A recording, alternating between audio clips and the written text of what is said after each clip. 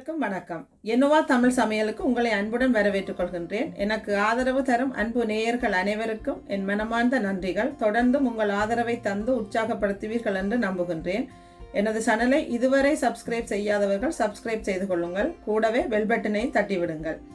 இன்று நான் மீண்டும் ஒரு முறுக்கு ஒன்று செய்து காட்டப் போகின்றேன். இந்த முறுக்கு செய்கிறதுக்கு தேவையான பொருட்களையும் எப்படி இதை செய்யலாம்னு சொல்லி பார்க்க போகிறோம். வீடியோக்களை போய் பார்ப்போம் வாங்க. முறுக்கு செய்கிறதுக்கு தேவையான பொருட்களை பார்த்தோம்னு சொன்னால் இதில் ஒரு 100 கிராம் அளவு உளுந்தெடுத்து வடிவாக கழுவி சுத்தம் செய்து ஒரு 3-4 மணித்தியாலும் ஊற வச்சு எடுத்து வச்சுருக்கிறேன். கூடவே இதோட ஒரு பல்லு உள்ளிப்பூடும் எடுத்து வச்சுருக்கிறேன் வாசத்துக்காக. இங்கே இந்த 100 கிராம் உளுந்துக்கு 400 கிராம் அரிசிமா, வறுக்காத வெள்ளை அரிசிமா எடுத்து வச்சுருக்கிறேன். இதில் மிளகு தூள் எடுத்து வச்சுக்கிறேன். நான் இப்போ உடனே இடித்த மிளகு தூள், நீங்கள் கடையில் வேண்டாமல் நீங்களாக இடித்து போட்டிங்கன்னா வாசமாக இருக்கும். 2 தேக்கரண்டி மிளகு தூள், இதில் ஒரு மேசக்கரண்டி அளவு நெய் எடுத்து வச்சுருக்கிறேன். இங்கே 2 தேக்கரண்டி வெள்ளி எள்ளு, இதில் 1/2 தேக்கரண்டி கருப்பு எள்ளு, இதில் 1/2 தேக்கரண்டி ஓமம், 1 தேக்கரண்டி சின்ன சீரகம், தேவையான அளவு உப்பு, மற்றது இந்த முருகை பொரிக்கிறதுக்கு தேவையான அளவு எண்ணெய் வேணும். இவ்வளவு தான் இதுக்கு தேவையான பொருட்கள். இப்போ வாங்க வீடியோக்குள்ளே போய் இதை எப்படி செய்யலாம்னு பார்ப்போம். இப்போ இந்த உளுந்தையும் இந்த உள்ளிப்பல்லையும் போட்டு ஒரு மிக்ஸி ஜாரில் போட்டு நான் இதை நல்லா பட்டாக அரைச்சி எடுக்க போகிறேன். இங்கே தண்ணி கணக்க விடக்கூடாது. கொஞ்சமாக எவ்வளவு தண்ணி குறைய விட்டு அரைக்கணுமோ அவ்வளவு தண்ணி குறைய விட்டு நல்லா பட்டு போல் அரைச்சி எடுக்க போகிறேன். இப்போ பார்த்திங்கன்னா இந்த உளுந்தை நல்லா பட்டு போல் அரைச்சி எடுத்துட்டேன். இப்போ இதான் மாவை எப்படி குழைக்கிறதுன்னு பார்ப்போம். இப்போ ஒரு பாத்திரத்தை எடுத்து இந்த பாத்திரத்துக்கு இந்த எடுத்து வச்சுக்கிற மாவை நான் போடுறேன். இந்த மாவுக்குள்ள எடுத்து வச்சிருக்கிற வெள்ளை எள்ளு, மிளகு தூள், கருப்பு எள்ளு, ஓமம், சின்ன சீரகம் எல்லாத்தையும் முறுக்கா போட்டு நல்லா கலந்து விடுவோம். இப்போ இதுக்கு தேவையான அளவு உப்பு போடுவோம். உப்பை பார்த்து போடலாம். இப்போ நான் இதுக்கு ஒரு 2 தேக்கரண்டி அளவு உப்பு போடுறேன். இப்போ இதில் எடுத்து வச்சுக்கிற இந்த நெய்யையும் போட்டு கலந்து விட போகிறோம். இந்த மாவோடு போட்டு நல்லா எல்லா இடமும் சேர்கிற மாதிரி கலந்து விடுவோம். அடுத்ததாக இந்த நாங்கள் அரைச்சி வச்சுருக்கிற இந்த ஒரு போடு உள்ளியையும் இந்த உளுந்தையும் இதுக்குள்ளே போட்டு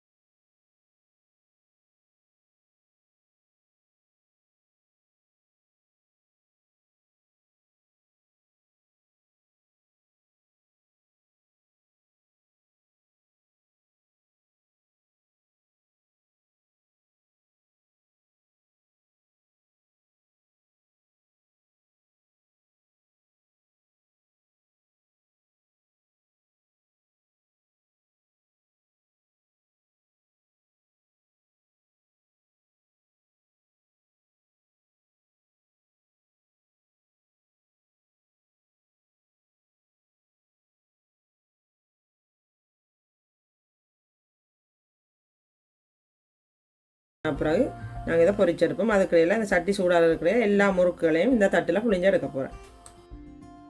இப்போ பார்த்தீங்கன்னு சொன்னால் எல்லா முறுக்குமே நாங்கள் அழகாக புளிஞ்சு எடுத்துட்டோம். இப்போ எண்ணெய் சட்டி கொதிச்சிட்டுது. நாங்கள் எண்ணெய் சட்டியில் போட்டு எடுப்போம். எண்ணெய் சட்டி ரெடி ஆகிட்டதுன்னு பார்ப்போம். ஒரு துண்டு மாவை போடுறேன். எண்ணெய் சட்டி ரெடி ஆகிட்டுது. இப்போ நான் முறுக்கை போட போகிறேன். முறுக்கை போடுறேன். நான் இதில் தட்டில் இருக்கிறத இந்த கையில் எடுத்துட்டு இப்படியே போடுறேன். எண்ணெய்க்குள்ள நீங்கள் கவனமாக போடணும். எண்ணெய்க்குள்ள கையில் எண்ணெய் பறக்கும். பார்த்திங்கன்னா போட்ட உடனே பொரிஞ்சு வருது. இதை நெருப்பை வந்து பெருசாக அரிச்சு விடாமலுக்கு மீடியமான நெருப்பில் விட்டு தான் நாங்கள் பொரிச்செடுக்கணும். அப்போ தான் முறுக்கு வந்து கருகி போகாமலுக்கு வடிவாக வரும். இப்போ நான் முறுக்கெல்லாம் போட்டுட்டேன். நான் மிதமான சூட்டில் தான் விட்டுருக்குறேன். இப்போ கொஞ்சம் மேலே வந்த பிறகு மற்ற பக்கமாக புரட்டி விடுவேன். இப்போ முதல் போட்ட முறுக்கு மேலே வந்துட்டுது. இப்போ நான் மற்ற பக்கம் திருப்பி விடுறேன்.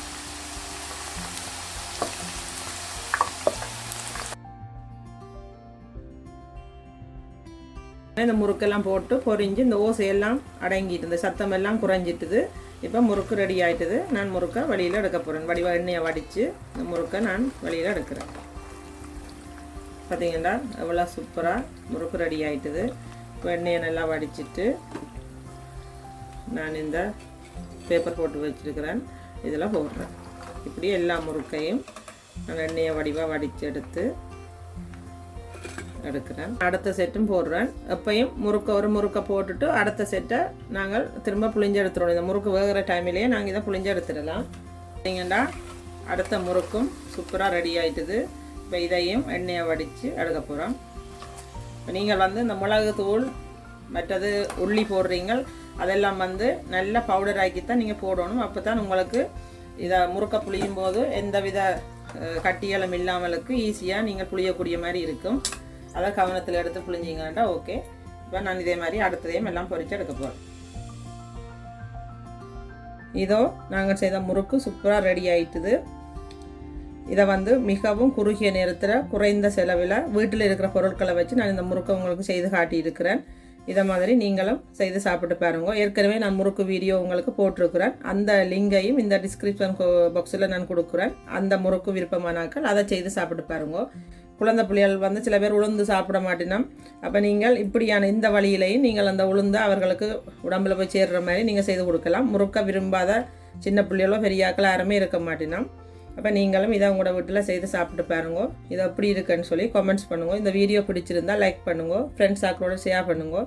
இதுவரை எனது வீடியோக்களை சப்ஸ்கிரைப் செய்யாதாக்கள் சப்ஸ்கிரைப் செய்து கொள்ளுங்க. கூடவே பெல் பட்டனையும் தட்டி விடுங்க. மீண்டும் இன்னும் ஒரு புதிய சமையலுடன் உங்களை சந்திக்கும் வரை நான் உங்கள் எண்ணுவேன்.